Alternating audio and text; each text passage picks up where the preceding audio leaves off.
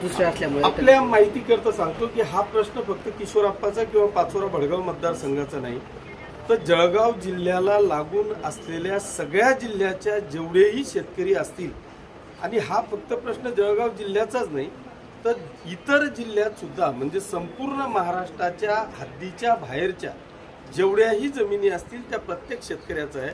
म्हणजे याच्यात हजारो शेतकरी, लाखो हेक्टर जमिनी असताना सुद्धा ह्या सगळ्या सुविधांपासून ते वंचित आहे. आपण राजकीय प्रश्न घेऊ की एकीकडे जर बघितलं, संजय राऊत नेहमी सकाळी भाजपवर सत्ताधाऱ्यांवर टीका करतात, मात्र आज त्यांनी आणि अंबादास दानवेंनी बावनकुळेच्या कामाचं कौतुक केलेलं आहे. त्यांना आता दुसरा पर्यायच राहिलेला नाही, त्यांना कौतुक करावंच लागेल.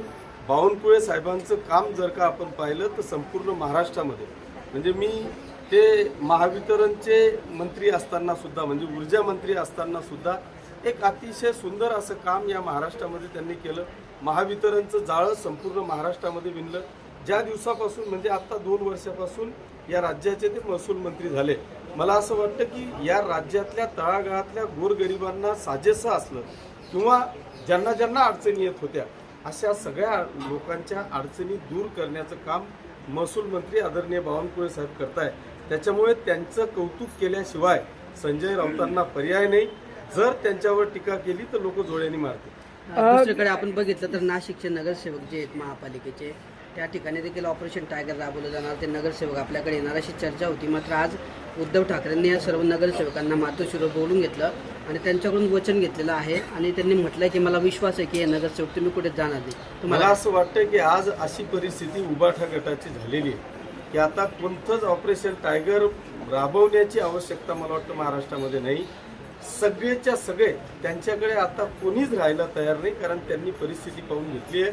जोपर्यंत एकनाथ शिंदे साहेबांकडे जात नाही तोपर्यंत आमच्या गावाचा, आमच्या वार्डाचा, आमच्या मतदारसंघाचा विकासच होऊ शकणार नाही, याची प्रचिती आता उबाठाच्या सगळ्या लोकप्रतिनिधींना आलेली आहे. त्याच्यामुळे रोज ऑपरेशन टायगरपेक्षाही मी सांगतो की ते रोज आपल्याकडे काही ना काहीतरी महाराष्ट्रातल्या कुठल्याही नगरपालिका असतील किंवा आमदार खासदार असतील, हे एक ना एक दिवस येणं त्यांचं शिवसेनेमध्ये चालू असतं. जयंत पाटील असतील, प्रफुल्ल पटेल असतील, तटकरे यांनी काल वर्षावर मुख्यमंत्र्यांची एकत्रित भेट घेतली आहे.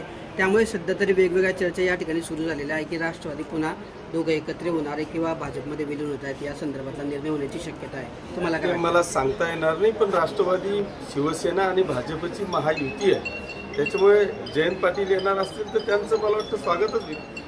साहेब, तुम्ही हाऊसमध्ये आत्ता पावसाळ्या अधिवेशनामध्ये तुकाराम मुंडे यांच्या कामाचं कौतुक केलं होतं. त्यांच्यासारखा एक अधिकारी असला तर फरक पडेल, कसं बघता येईल?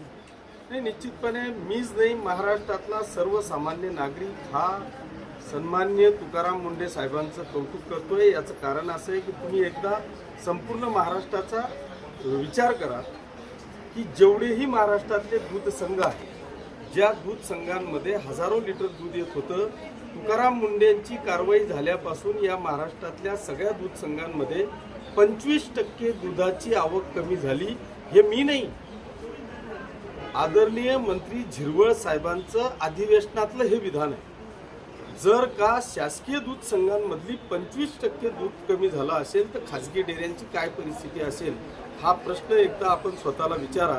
म्हणजे इतक्या वर्षापासून आम्ही आमच्या बालकांपासून तर आम्ही सगळेजण विष पित होतो का, हा आमच्या समोरचा प्रश्न आहे. नुसतं दूधच नाही, तुम्ही जर आज बाजारात गेलात तर आपल्याला पनीर भेटणार नाही, तुम्ही बाजारात गेलात तर आपल्याला सुट्टं खुलं तेल मिळणार नाही.